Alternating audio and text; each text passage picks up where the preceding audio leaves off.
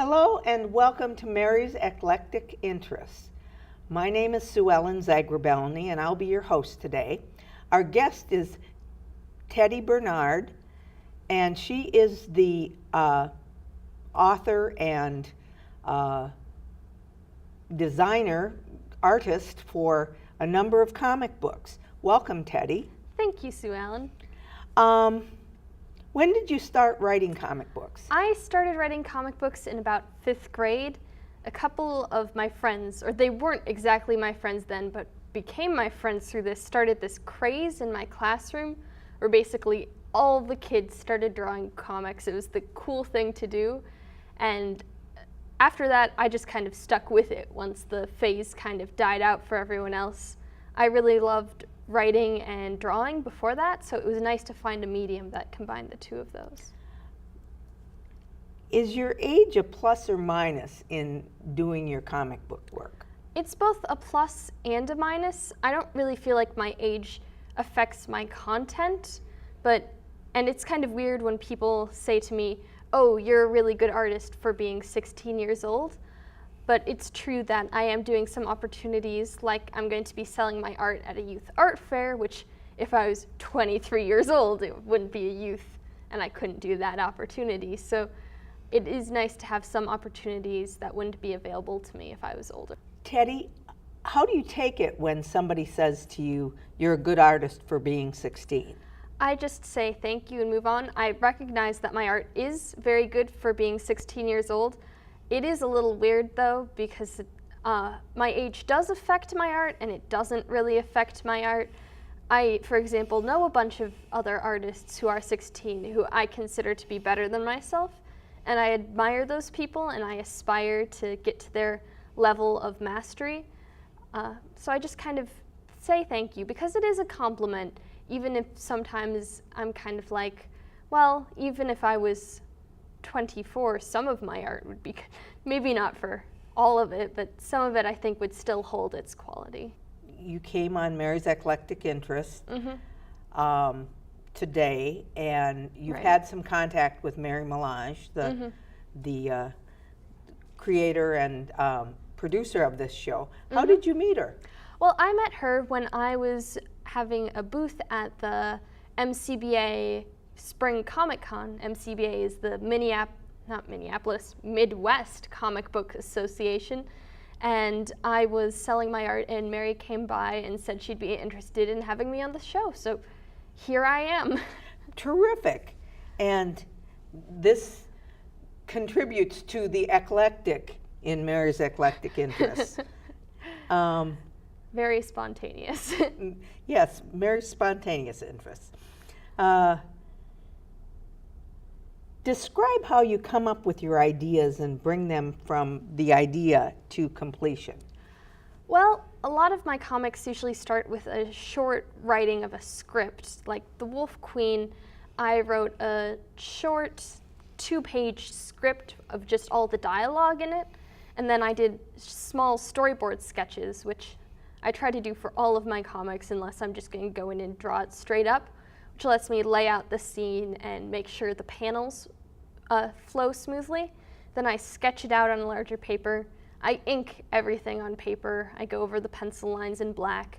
Then I usually scan it to the computer and color it there, or just not color it, whatever comic I'm doing. Okay. When you say you ink it, do you use pen and ink? Do you use a marker? What kind of medium do you use? I use pen and ink. It depends on the comic. I've used some more professional pens, like Copic pens, but recently I've been using these pens that are kind of like an off-brand Sharpie, just a little more artistic. Usually I go to Blick's art store and I raid through their aisle of whatever pens they have. Oh, that's fun. Yeah. So you get a chance to try different things out and Find the things I like. Find the things you like.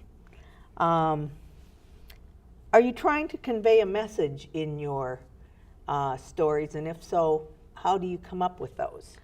I'm not trying to convey perhaps a specific message as much as I'm trying to entertain a reader.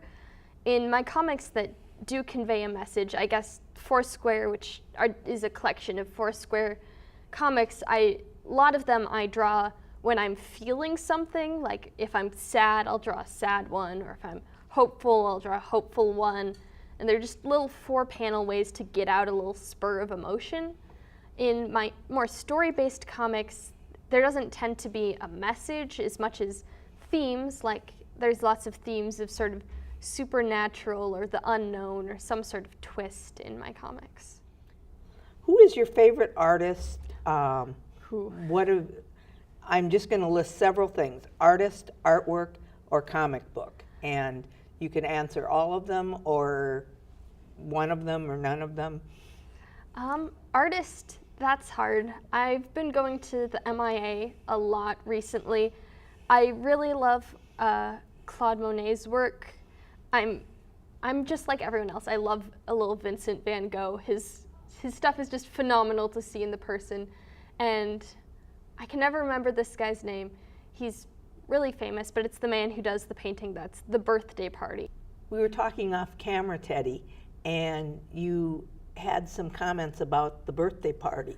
Yeah, the artist John Singer Sargent, he has an entire room in the MIA right now, actually, and he has another piece that's right next to The Birthday Party that's also really wonderful. I just really love the way he does brush strokes and colors. For comic book artists, Faith Erin Hicks and Noelle Stevenson are two people I look up to a lot. I really like how Faith Erin Hicks, she uses brush pens to do her comics, and she always has very bold lines, and yet she can get in a lot of detail and emotion, and I really love that about her work. What was the other one? Is there another one? Artwork, comic book, Oh, comic artist. book. So you basically covered all three. There we go. Perfect. Well, you mentioned themes a little bit. Mm-hmm. Could you talk a little bit more about the themes that you employ, that you look at when you're drawing your comic books? Well, I think anytime I write, I try to convey a theme that usually has to do somewhat with fantasy realism. I kind of like that sort of idea that magic can be melded into something that would otherwise be reality. And so I always like to pursue themes that kind of edge on fantasy or even are just fantasy. I enjoy reading a good fantasy book. Mm-hmm. I haven't been a comic book reader for a number of years, but I do have enjoyed seeing a number of comic books recently of people that I've interviewed on my own show and Mm-hmm. interviewed here on Mary's show before. And it always fascinates me to see how you make that connection between the story and the pictures. Who or what influences your choice of character? I find my characters in a bunch of different things from life. I find characters in people I see at stores. I find characters in other books I read. I steal a lot of names from other books I read. If it's a cool name, it's probably from a different story. But I find characters and stuff like that. Designs are usually somewhat based off of people I know in real life, and if not, it's just even the idea of coming up with some shapes. I read this great cartooning advice several years ago about making your characters distinct, which is don't have all of your, if you had silhouettes of all of your characters, would you be able to distinguish them? So I try to do that, especially with my shorter comics where you don't have enough time to necessarily meet the characters, but if you can give them an appearance that suggests something about their personality that makes them different than the other characters, then I feel like that's part of making a good character design. Interesting. So let me understand. So if you laid out all the characters in the Wolf Queen, for instance, that you could see some distinctions Right. in the profiles of Right. them. Well, there's only 2 characters, but I tried to make sure that they were somewhat distinct. It's kind of old art, so looking back on it, I probably could have done a little bit better, but I did try to make them look different. And in Carl's Candy Shop, the characters aren't that different, but if I were to draw full body poses of all three of them, you would be able to tell which one would switch from silhouettes. What do you like about your work? I really like the way I color a lot of my stuff, especially recently. I've been working a lot with color. It's not easy, and I really have a lot to go with color, but I enjoy it, and it's fun to see it all come together and look kind of fun and vibrant. I like my line work. I've been told in the past that I have very confident line work, which basically means that when I'm inking something with my pens, I don't like sketch it, I just draw a bold line. A lot of people who are just starting to draw comics tend to be worried when they take out the inking, because once you do that, there's no going back. But I've always been determined just to put the line down, and if I don't like it, a lot of times I can edit it in the computer, but most of the time my line work is what it was on the paper. We had been talking about things you like about your work. Mm-hmm. And now I'd like to go to the flip side. Is there anything that you dislike about your work? Probably also color. There's a lot of things where I wish I could color it better, or I understood color theory more, which I'm always just working to understand color theory, and yet it just never clicks. I have one friend who, she thinks my colors are good, but I think her colors are fantastic. She's able to put colors in a piece that perhaps weren't in the original reference that she's using, and I think that's really interesting. Another thing that I kind of dislike about my work is just, I feel like I can get better at writing.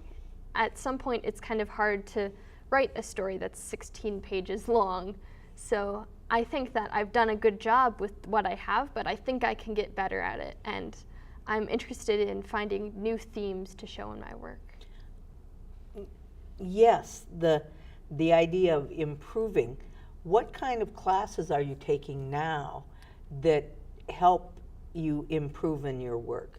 You're in high school. Mm-hmm. I've been taking all of the drawing and painting classes I can. I don't really have enough credits to take other art classes, but I took drawing and painting 1 and 2 last year, and I'm going to take 3 and art studio this following year, and then I'll be taking AP my senior year. And over the summer, I usually take 1 week-long course at MCAD, the local art college. This year... That's Minnesota College of Art and Design, yes, right? Minnesota College of Art and Design. This year I'm going to be taking a week-long course about comics and animation. You study comics in the morning, and then you study animation in the afternoon. I don't know a lot about animation, but I'm excited to learn more, and I'm excited to further develop my comic writing skills. Oh, that sounds exciting. Anything that you can get to improve your technique and so forth. And in a area like the Twin Cities, there are so many opportunities. Exactly. And so I applaud you for, going out and reaching out to get more training and to get more skill. Are you at a point where you want to publish your work? I think personally that I believe self-publishing is the better option, especially at the level I'm at.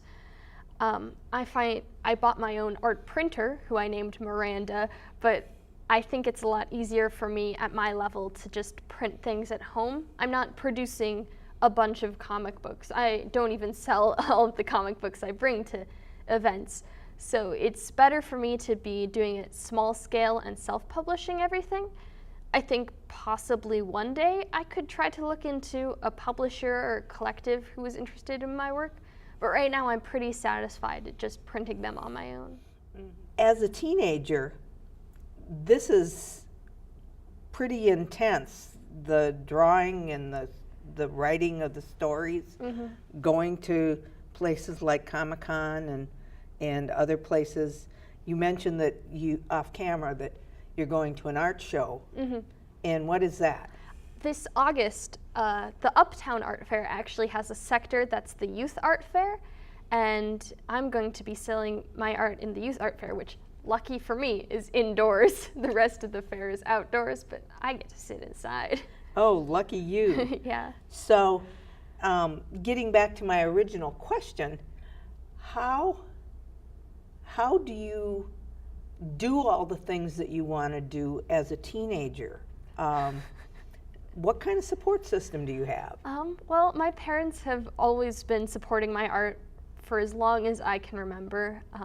And there's this quote that they have, which is that I've been drawing since I had a crayon in my hand, which is true, I think. I can remember vividly being in preschool and painting this penguin and thinking it was the best painting ever, although it probably just looked like a couple of black lines to whoever else was looking at it.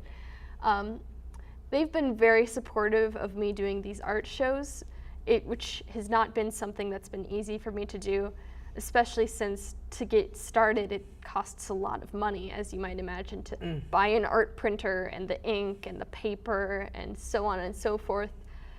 We've actually worked out a system, so I'm kind of paying them back. And for this next show, I think I am going to be able to pay them back for the cost of all of the canvases that I bought, but fingers crossed. Yes, and it's a challenge to parents when they have an artistic child to support that art.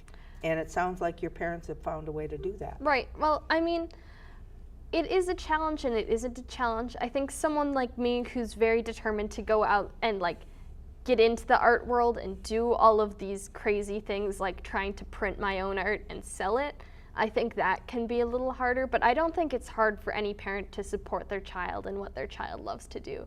I think any parent should be able to support their child, whether their child likes drawing or painting or sports or whatever. That's right. That's right. What is your dream project? Right now, I have a couple of projects that might be my dream project. I have a couple of different comics that I've either storyboarded or just have the ideas for, or just even a single character idea, and all of those I'd like to pursue. Right now, I have one where I have these four character designs that I think are really great designs, but the world I have for them isn't exactly figured out yet, so I'm trying to figure out a world and a format to tell their story. I think I want it to be a comic book, but I don't want it to be a really long comic book, so I might end up doing short 4-panel sort of humorous comics with these characters, although I'm not quite sure how that would work yet. Is that what your 4-square involves, that it's a small? Yeah, it would kind of be like 4-square. The way 4-square works is usually I just draw 4 panels, and I was calling these progression comics for a long time because I was basically trying to see how an object would progress if I drew it in a scenario. Like some of them are just people like walking out of a room even, but I try to convey a mood even with something really simple like that. And in contrast, what you're saying about these characters that you're developing, that you don't have a world for them to live in yet, that, if I understand it correctly, you've got, you're looking at another 4-panel. Right. It would be more like a Sunday strip sort of thing. Oh, okay. It'd be 4 panels and there'd be a punchline, if I could figure out a punchline. Okay. So now the goal is figuring out a world and a punchline for these guys. Okay. What is your goal professionally? What would you like to do when you grow up? I'm not sure yet. I mean, my dad always says this thing is, just because someone's good at art doesn't mean they're going to be an artist. Like, you wouldn't ask a kid who's good at maths if they're going to be a mathematician, per se. I think I will definitely pursue art. I don't know if I'll pursue it professionally. I haven't done a lot of college hunts or anything yet, but if I had to go to college tomorrow, I would apply probably for the U of M or the Minneapolis College of Art and Design.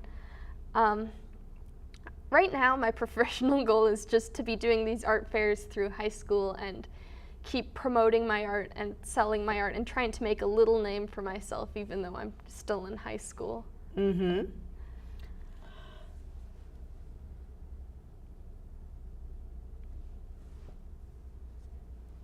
This is a question that Mary asked me to ask, and I think it's a really cool question. If you had a superpower, what would it be, and can you explain why? Well, 5 years ago, when I first got into comics with the comics craze in my class, I also got into YA, young adult superhero fiction, which is a great genre. Matthew Cody writes these great books, Powerless. Check it out if you're into that. But right then, I would have probably told you it would have been invisibility. But now I've figured out that I don't need that superpower. I can just hide in my house and no one will know where I've gone. So I don't think I would have that superpower. I thought about this question a lot, and I think the superpower I would want is just to be able to play any instrument. Just have that talent. Like something like art, I don't want to just be able to do it because I like working at it and I like trying to improve upon myself. But while I really love playing instruments, I play French horn and band, I would love it even more if I could just do it perfectly on the first time. Yes. How do you get to Carnegie Hall? Practice, practice, practice. And that's not always the fun part of doing music. No, it's not. That is true. Well, we're getting down in our time right now, and we've got a few more minutes. This is the time that I really like to ask, do you have anything else to add? Is there a topic that we haven't covered today? Or is there an artist that you would like to talk about? Or how can we end up our time together today? Well, I mean, I could talk about my experience at the comic convention a little bit. Oh, if you'd please like. do. It was my first time having a booth at any art fair ever, so it was very exciting and very new to me. It was a very unique experience. I was sitting with a bunch of people I didn't know, and I was trying to sell my art, which is not that easy, but it was interesting to see people who took interest in my work even though they didn't know who I was, and it was really fun when my friends came and supported my work too. And then all of the money I made, I ended up spending a large portion of it buying other people's comics afterwards. That can happen. Teddie, I have been very impressed with your maturity for a 16-year-old. And it's not a bookish, standoffish maturity, but one with a lot of confidence. Where did that come from? Well, I did go through my bookish, standoffish phase in maybe like 4th grade, but I do have, both of my parents have very good stage presence, and I think I got part of that from them, and I've always had a lot of determination. Like, once I have a goal in my mind, it's hard to convince me not to do it, and I think that's really helped me do all of the things I want to do and just keep driving forward instead of just giving up. Teddie, I commend you for your maturity and for your confidence. I hope that you will go far in your artistic endeavors. And I thank you today for joining us on Mary's Eclectic Interests. Thank you, Sue Ellen.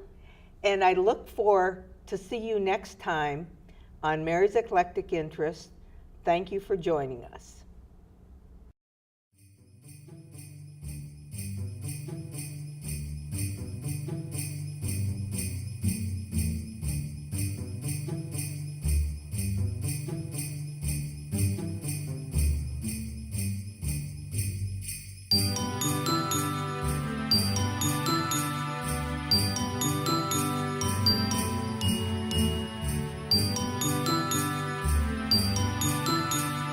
Thank you.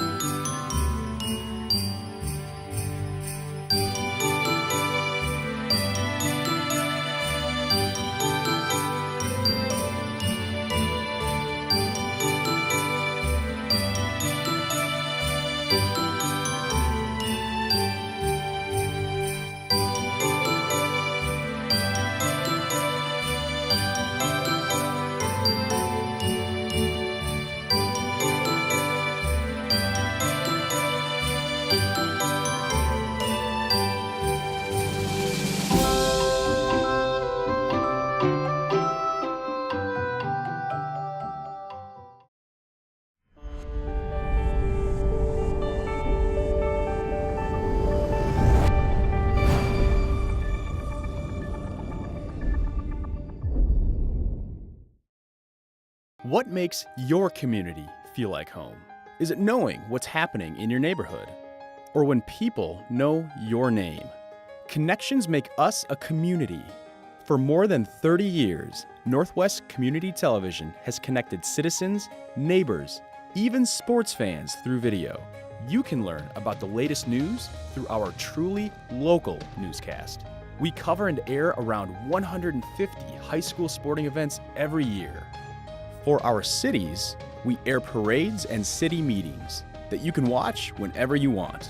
Then, any citizen of our cities can create and share their own original content. We'll even teach you how to use the equipment too. We have always provided you with a connected community experience, and as life gets busier than ever, we will continue to engage, inform, and inspire through CCX Media, so you can stay connected to the place you call home.